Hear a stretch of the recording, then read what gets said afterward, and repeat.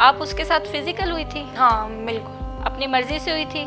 जाहिर है जब एक बंदे को निकाह का कहा जाए या उसको धोखे में रखा जाए तो फिर तो वहाँ पे मर्जी थी ना। कि 2 साल से इस बंदे ने शादी का झांसा दे के मेरे साथ जिस्मानी ताल्लुक कायम किया था। अब मैं इसको शादी का कह रही हूँ तो ये मुझे धमकियाँ लगा भी रहा और लगवा भी रहा। कहाँ मिलते थे आप लोग?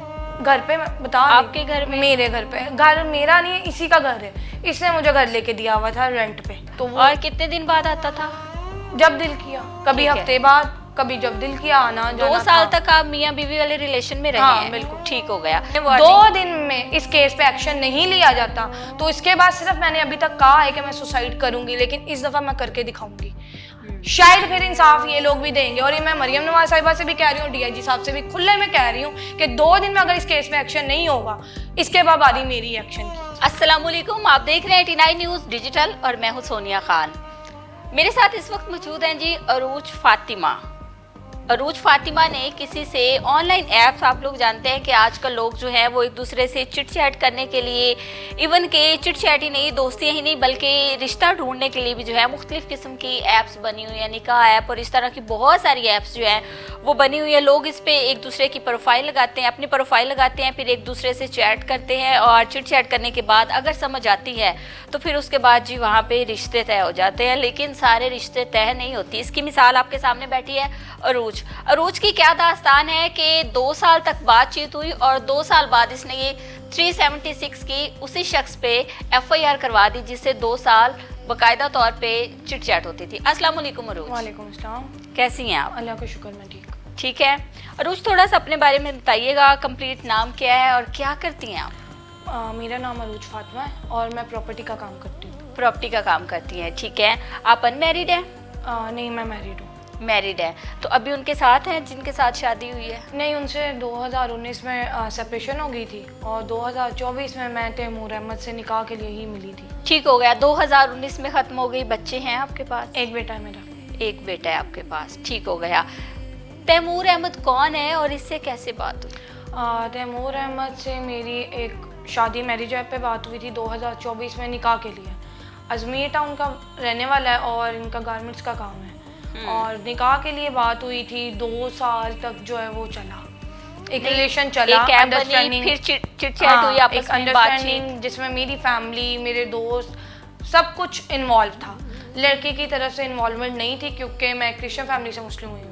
अच्छा। तो इस वजह से वहाँ से अभी इन्वॉल्वमेंट नहीं थी। लेकिन इनका कहना था कि अगर मैं उसका साथ दूँ तो हम सेपरेट जो है ना उसकी फैमिली को एंटर किए बिना निकाह कर सकते हैं, लेकिन मेरी फैमिली को लेके। तो मेरी फैमिली के साथ तो ऑलमोस्ट कांटेक्ट में था। 2 साल तक जो है ना उसे लारे चलते रहे। 1 साल जो था लास्ट 2025 में जो है ना वो एक ब्रेक आती है। आपकी डे फर्स्ट बात कब हुई थी? 2024 में। 2024 में, ठीक है। चिट चैट हुई आपस में, बातचीत, प्रोफाइल बनती है इस हाँ पे, बकायदा उस पे एज मेंशन होती है, अपनी पिक्चर डिटेल जो है ना वो शेयर होती है। ठीक है। उसमें सारा, उसमें आपने ये भी मेंशन किया हुआ था कि आप ऑलरेडी मैरिड हैं। बिल्कुल। और बेबी का भी बताया हुआ था कि एक बेटी है, ये बेटा है आपके पास? बेटा है, उसका भी बताया होना है। और उसके बाद चिट चैट चलती रही, ठीक हो गया। और उसके बाद फिर आपकी कितना अरसा बात हुई? 2 साल मेरी। 2 साल। और इन 2 सालों में फिर आपकी शादी की बात तय हो चुकी थी? नहीं, इन 2 सालों में सिर्फ बात हो रही थी मेरी फैमिली के साथ कि हम निकाह कर लेंगे, कोर्ट मैरिज कर लेंगे, क्योंकि वो अपने माँ बाप का एक इकलौता बेटा है जिसका कोई बहन भाई नहीं है। तो कुछ थोड़ा सा मजहब को लेके इशू थे और कुछ जो था ना वो ये भी था कि भाई मैं मैरिड हूँ, एक बेटा है मेरा।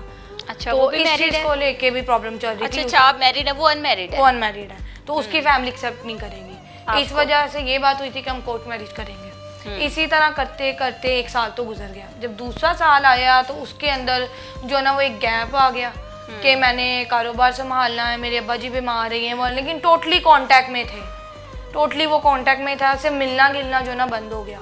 और उसके बाद लास्ट हमारी जो मीटअप हुआ है वो हुआ ईद के तीसरे दिन, छोटी ईद के तीसरे दिन। और उसके बाद जाके ना इन्होंने अपने किसी कज़न से या किसी दोस्त है ना जो कि पुलिस वाले हैं, उनसे मुझे जो है ना वो धमकियाँ लगवाई कि अगर मैंने उसको दोबारा कांटेक्ट किया तो वो मुझ पर ब्लैकमेल का या थ्रेट का पर्चा करवा देंगे। अच्छा। और फिर उसके बाद हम मिले, बातचीत हुई और इन्होंने कहा कि वो बात तो मैंने की नहीं, तो कोई बंदा अपने आप तो नहीं कर सकता। और उसके बाद जब मैं इनके घर पे गई और इनसे बात हुई तो इन्होंने सामने खड़े होकर कहा कि मेरा ना तुमसे दिल भर गया। अच्छा। हाँ, तो मैं नहीं करा। उसके बाद उन्होंने उसी पुलिस वाले को कॉल की और उससे कह के जो भी इनकी आपस की बात थी, इसने मुझे कहा कि मैं पुलिस स्टेशन जा रहा हूँ, मैं तुम्हें सुबह देख लूंगा। मैंने कहा ठीक है, फिर आप देखोगे मैं भी देख लूंगी। आपकी जब बातचीत होती थी तो आपकी पहली मुलाकात कितने टाइम बाद हुई थी? हमारी पहली मुलाकात आई थिंक 2-3 दिन बाद ही। अच्छा, आज बात हुई, परसों हाँ, मुलाकात मुलाकात हुई थी। ठीक हो गई। और मुलाकात कहाँ पे हुई थी? पब्लिक प्लेस पे ही हुई थी। पब्लिक प्लेस पे हुई थी, ठीक है। और सारी मुलाकातें पब्लिक प्लेस पे होती थी? कुछ मुलाकात थी, लेकिन उसके बाद जब एक प्रॉपर समझ आ गई, मैंने अपनी फैमिली को शो करवा दिया, तो फिर उसके बाद घर में आना जाना भी था, घर में क्योंकि मैं पहले सेपरेट रह रही थी। 376 की एफआईआर जब होती है जब आप किसी के साथ फिजिकल होते हैं? बिल्कुल ठीक ऐसी है, आप उसके साथ फिजिकल हुई थी? हाँ बिल्कुल। अपनी मर्जी से हुई थी? जाहिर है, जब एक बंदे को निकाह का कहा जाए या उसको धोखे में रखा जाए तो फिर तो वहाँ पे मर्जी थी ना। क्योंकि बहुत सारी लड़कियां जो है ना वो ये कहती हैं कि मेरे साथ जो है गन पॉइंट पे किया गया, इस तरह की चीजें जो है ना मैंने बड़े इंटरव्यूज में सुनी है। और मौके वाले पर्चे पे तो नहीं गए हम, 2 साल का जो है वो ऑलमोस्ट कह रहे हैं। इवन अगर मेरी आप एफआईआर देखें वो भी 2 साल की है, कि 2 साल से इस बंदे ने शादी का झांसा दे के मेरे साथ जिस्मानी ताल्लुक कायम किया था। क्योंकि एक होता है मर्जी तब थी, या मेरी उनसे दोस्ती होती या रिलेशन होता, तो फिर उसमें सब कुछ हो रहा तो वो अलग चीज थी। आप लोगों की बात ही स्टार्ट शादी से हुई थी? शादी से स्टार्ट। ठीक है, वो ऐप बेसिकली जो है वो मुझ ऐप बताया आपने, वो ऐप ऐसी है जहाँ से लोग एक दूसरे के रिश्ते अपने लिए तलाश करते हैं ना, एक दूसरे के अपने पार्टनर तलाश करते हैं। ठीक है, तो बेसिकली बात जो स्टार्ट हुई थी वो शादी के लिए हुई थी, लेकिन शादी तो नहीं हुई, आप दोनों फिजिकल हुए, और फिजिकल के बाद ये 376 की एफआईआर ये आपने कब करवाई? आपने उससे पहले कहा था कि मैं एफआईआर करवाऊंगी, मेरे साथ शादी करो या? नहीं मैम, ये एफआईआर जो है ना वो एक सेफ्टी में हुई थी, और मैंने 376 का पर्चा नहीं दिया। वो तो जाहिर उनकी वजह से खुद हुआ है। जब मैं उनके घर पे गई और उन्होंने वार्निंग दी, तो वो भी पुलिस स्टेशन गए या नहीं गए मुझे तो नहीं पता, लेकिन उन्होंने मुझे जब वार्निंग दी तो उसी रात को जाके मैंने भी निश्चित थाने में एक एप्लीकेशन दी कि इस बंदे से 2 साल से निकाह के बिहाफ पे जो था ना वो मेरा रिलेशन था, ताल्लुक था, और फिजिकली भी था। अब मैं इसको शादी का कह रही हूँ तो ये मुझे धमकियाँ लगा भी रहा और लगवा भी रहा। कहाँ मिलते थे आप लोग? घर पे, मैं बता, आपके घर में? मेरे घर पे। घर मेरा नहीं है, इसी का घर है। इसने मुझे घर लेके दिया हुआ था रेंट पे। ओके। जिसका एग्रीमेंट एज अ हस्बैंड, जिस तरह लोग लिविंग रिलेशनशिप में रहते हैं। नहीं, लिविंग रिलेशन था, क्योंकि ये वहाँ पे रहता नहीं था, सिर्फ आने जाने वाला था। इसने मुझे घर लेके दिया हुआ था एज अ हस्बैंड, और ऑनर से ये कहा हुआ था कि मैं इसको दोस्त यहाँ पे रख रहा हूँ, मैंने निकाह फैमिली से चोरी किया हुआ है। तो कुछ टाइम के लिए लोगों को ये बताया हुआ था कि मेरी वाइफ है। ओके। क्योंकि एक बेटा भी था मेरे साथ। तो और कितने दिन बाद आता था? जब दिल किया, कभी हफ्ते बाद, कभी जब दिल किया, आना जाना। 2 साल तक आप मियाँ बीवी वाले रिलेशन में रहे हैं? हाँ, बिल्कुल। ठीक हो गया। फिर आपने कभी कहा नहीं? क्योंकि आपने, जाहिर सी बात है, इतनी तो इंसान में होती है ना, ज़माने में हम भी रहते हैं, ठीक है, और क्या चल रहा है क्या हो रहा है हम इससे वाकिफ़ हैं। सोशल मीडिया का दौर है, डिजिटल दौर है, हम देख रहे होते हैं कि लोग किस तरह शादियों का झांसा दे के किस तरह किसी को यूज़ कर रहे होते हैं। तो आपको इस चीज़ का ज़रा भी नहीं हुआ कि हो सकता है ये मुझे यूज़ कर रहा हो, या मोहब्बत में अंधी हो चुकी थी? नहीं मैम, देखें, एक जैसे जो चीज़ होती ना, वहाँ पे एक तो बंदा मेरी फैमिली में इन्वॉल्व हो गया, फैमिली से कांटेक्ट था, फैमिली से मिलना गिलना था, मेरे दोस्तों में आना जाना था, इवन जहाँ पे मैं जॉब वगैरह कर रही थी वहाँ पे भी आना जाना था, सबको पता था। तो वो एक शक वाला जो था ना, कि छुपने छुपाने वाला सीन नहीं था, तो डाउट कभी हुआ ही नहीं कि ये बंदा धोखा दे जाएगा। और जो थोड़ा बहुत रहता था, ये इसने उम्रे पे जाके जो खाना काबा के सामने खड़े होकर कसम खा ली कि मेरी नियत जो है 2024 में 2024 जब आप लोगों का रिलेशन स्टार्ट हुआ था। हाँ, तो इसे वहीं पे जाके ना, आई थिंक सितंबर था, वहाँ पे जाके कसम खा ली कि मेरी नियत तुमसे निकाह की है। तो जाहिर है जब इतनी बड़ी जगह पे जाके कसम खा रहा है तो मैं तो शक कर ही नहीं सकती थी बिल्कुल भी, जो था वो भी खत्म हो गया उस वक्त। तो इसी पे फिर मैं बैठी रही कि चलो आज नहीं कल नहीं, एक वैलिड प्रॉब्लम जो थी वो शो ऑफ हो रही थी कि ये प्रॉब्लम है, ये प्रॉब्लम है, और चलता रहा है। उसके बाद फिर एकदम से जो हुआ वो ये वाला सीन हो गया कि अब तो तुम मुझे अच्छी नहीं लगती, मेरा तुमसे दिल भर गया है। और जब एप्लीकेशन दी गई, और जस्ट मैंने एप्लीकेशन यही दी थी, जब इसको नेक्स्ट डे जो एएसआई साहब से कॉल जाती है निश्चित थाने से कि आप आए, आपके खिलाफ एप्लीकेशन है, तो ये बंदा नहीं आता। तो वहाँ पे उन्होंने भी मुझे कहा, उन्होंने कहा बेटा देखो जो गलत होता है ना वो नहीं आता, अगर उसको फिक्र होती ना या वो सही होता तो एक बंदे पे जो है ना वो एप्लीकेशन है, वो भी थाने में, वो फौरन भाग के आता है। और ये बंदा जो है ना वो सिर्फ लारा लगा रहा है, मैं यहाँ जा रहा हूँ, मैं वहाँ जा रहा हूँ, ये आ नहीं रहा, तो बस आप छोड़ दो। फिर मैं सारा दिन बैठी रही, मैं वहाँ से नहीं हिली, और रात को 9:30 बजे या 9 बजे जो एसएचओ के सामने पेश किया गया, उनको मैंने ये सारा मामला जो बताया, और उन्होंने फिर 376 का पर्चा दिया, जो निश्तर से गार्डन टाउन जाता है, आयो के पास इंस्पेक्टर है फरहाना खान। जब गार्डन टाउन पुलिस में ट्रांसफ़र हुआ, उनकी मुझे कॉल आई और उन्हें भी मैंने सारा मामला जो है वो क्लियरली बताया कि इस तरह मामला है। और उसके बाद उन्होंने कहा कि आप इस तरह करें कि बेटा अपना लड़के को गिरफ्तार करवाएं पहले, बाकी हम कार्रवाई जो है ना आपकी बात में करेंगे, आप नहीं करवानी है। खैर हमने उसी दिन जो है बंदे को गिरफ्तार करवाया उसके घर से। पुलिस उसके घर से जाके उसको गिरफ्तार अजमेर टाउन से करके आती है। अब गिरफ्तार हो जाता है, अगला दिन जो होता है पुलिस मुझे बुलाती है और वो बंदा जो है ना वो टोटली 2 साल से मुकर ही जाता है। अच्छा, वो क्या किसी बात पे नहीं आता। वो कहता है कि सिर्फ मेरी इसके साथ दोस्ती थी, कोई रिलेशन नहीं था इसका, इवन मुझे तो बेटा ही नहीं पता था। और इसने जो है वो मुझे ब्लैकमेल करके रखा हुआ था 2 साल से कि मैं मर जाऊंगी, मैं ये कर दूंगी, और मैं 2 साल से ब्लैकमेल हो रहा था। और जब मैंने उनको कहा, मैं कहा मैम अगर 2 साल में मैं ऐसे करी थी तो मैं निकाह नहीं इनके साथ करवा सकती थी, और मेरे साथ तो नहीं रह रहा था, अपने घर से आता था ना, तो मैं किस तरह इसको वहां से जबरदस्ती बुला रही हूँ, मेरे पास ऐसा क्या था जिसके सिर पे ये आ रहा था। तो खैर उन्हें भी कुछ वजह उस टाइम नजर आई और बात जो है वो खत्म होगी।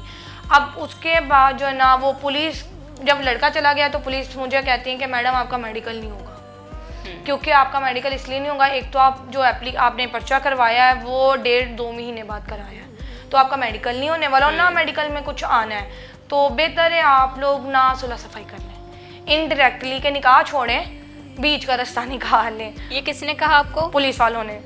और 10 दिन जो है ना वो यही चीज़ रहा, टोटली प्रेशराइज रहा कि सुलह सफाई कर लें, और निकाह क्या करना, निकाह करके भी तो वो छोड़ देगा, तो बेहतर है आप अपने लिए कोई बीच का रास्ता निकाल लें। उसके बाद जो है ना मैंने चौथे दिन जो है ना, इसकी गिरफ्तारी के चौथे दिन ही मैंने जब DIG साहब के पास हम गए और होके आए, और मैंने उसी रात जो है पंजाब वुमेन हेल्पलाइन जो है वहाँ पे इनकी कंप्लेन कर दी थी। और अच्छा। मैंने फिर उनसे कहा कि मतलब कि इस तरह जो है मेरा केस है यहाँ पे, और मुझे टोटली जो है ना वो क्लियरली डाउट है इन पे कि पुलिस ने पैसा उठाया है, क्योंकि बंदा पैसे वाला है, क्योंकि बंदे से ज़्यादा जो है ना ये मुझे मेंटली टॉर्चर कर रहे हैं और प्रेशराइज किया जा रहा है, इवन के जबकि मेरे पास तो 2 साल के सबूत है, और जो वो कह रहा है ये लोग उस चीज़ को मान रहे हैं। खैर उन्होंने कहा कि आप सुबह जाइएगा, हमारी बात करवाइएगा। उन्होंने इंस्पेक्टर को कॉल की, इंस्पेक्टर ने कॉल ही नहीं उठाई।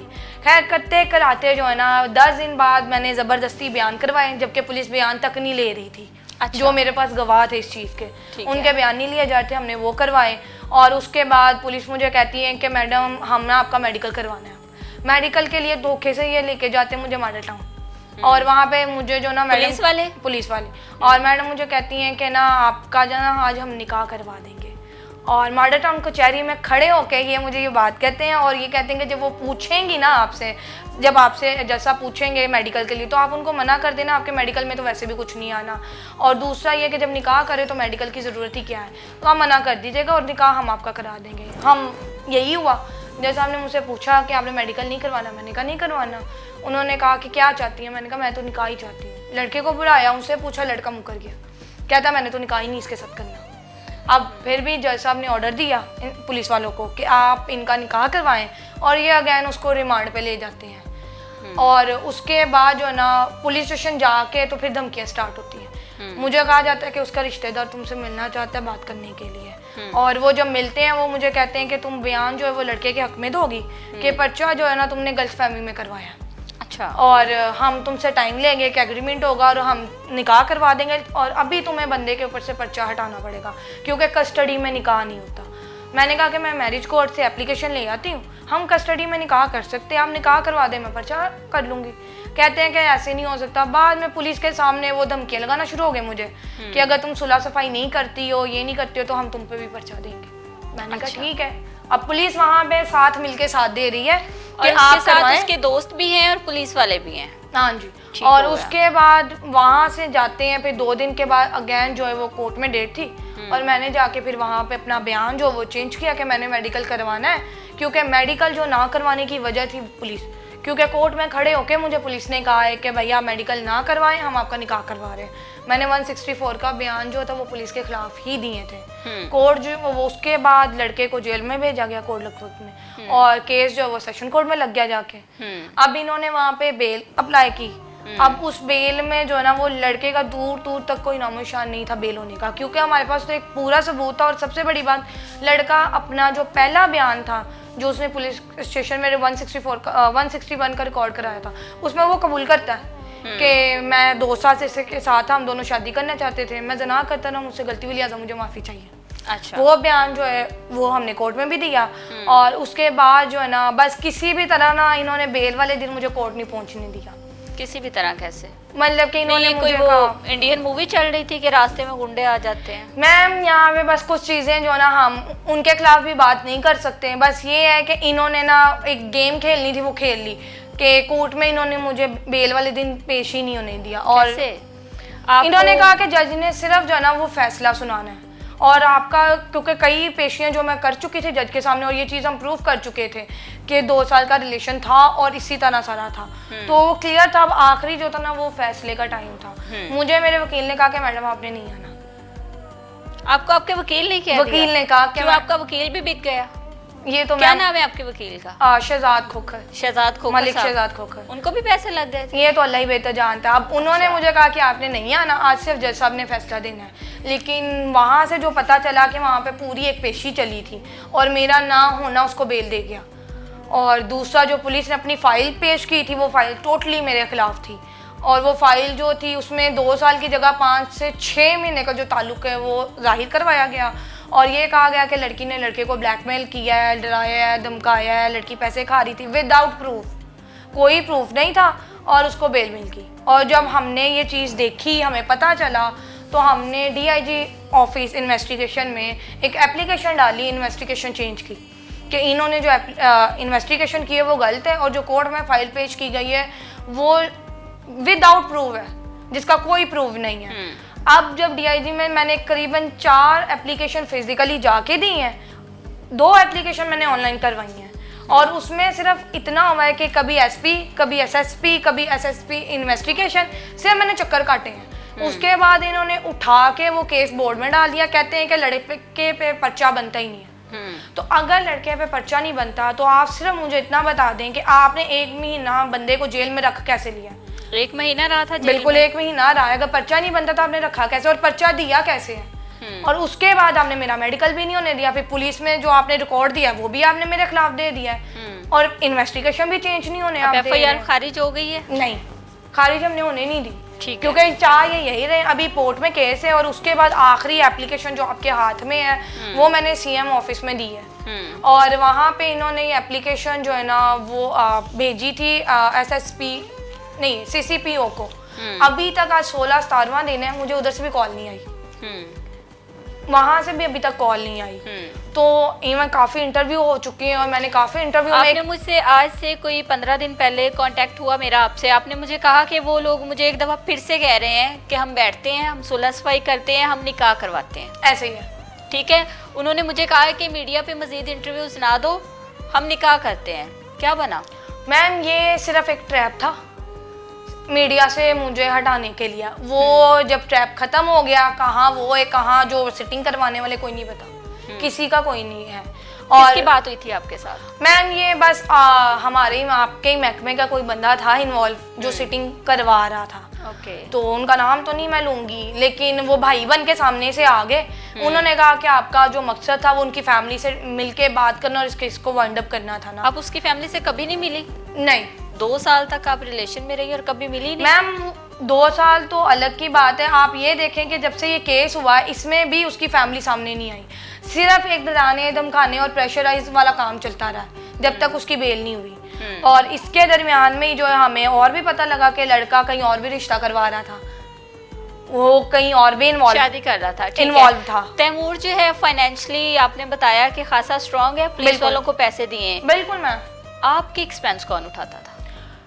मैम मैं तो खुद ही करती हूँ ना, क्योंकि मैं जॉब कर रही हूँ तो मैं खुद कर रही हूँ। वही बात है कि मीडिया का सहारा इसी वजह से हमें लेना पड़ा था कि ये तो पैसा लगा रहे हैं, मैं पैसा नहीं लगा सकती। अगर मैं 2 लगाऊंगी का ये मकसद था। बिल्कुल। और दूसरा जो है ना, एक आपका जो सिस्टम है ना वो कितना करप्ट है ना, उसको भी जाहिर है सामने आने की जरूरत है। अब मरियम नवाज साहिबा कहती हैं कि औरतें मेरी लड़ और आप अपने लिए आवाज़ उठाएं। कहाँ आवाज़ उठाएं? यार 3 महीने हो गए हैं, कभी किसी ऑफिस के चक्कर, कभी किसी ऑफिस के चक्कर। कौन सा इंसाफ आप दे रहे हैं मुझे? क्या यहाँ पे इंसाफ सिर्फ उन लोगों के हैं जो सड़क पे मर जाते हैं, जो सुसाइड कर लेते हैं? अगर इस तरह तो फिर हम भी तैयार हैं। और मैं यहाँ पे भी आज आने का आखिरी मकसद यही था कि मैं जो DIG साहब कहते हैं ना कि आप खुली कचहरी में अपना केस लेके आए हो, मैं देखूंगा कहाँ है वो। पिछले 15 दिन मैंने चक्कर काटे उनकी खुली कचहरी के, मुझे तो वो एक दफ़ा भी नहीं मिले। और इतनी एप्लीकेशन अगर एक ही बंदे की कोई 7-5 एप्लीकेशन आपके पास आए तो क्या वो आपको सीरियस मैटर नहीं लग रहा?